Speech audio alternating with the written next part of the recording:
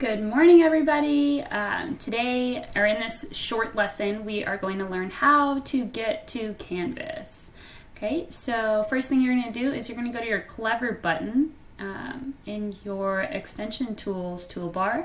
So I'm going to click on that big blue C for Clever, because you have to be clever in order to get to Canvas. And then you can use your badge to log in right here. I just use the login with Google, and I click on my email,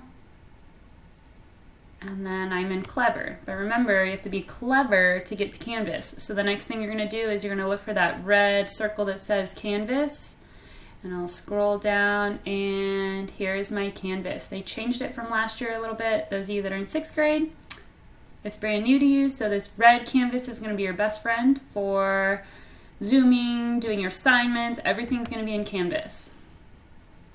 Okay, so it's going to load, and your dashboard, this is your dashboard.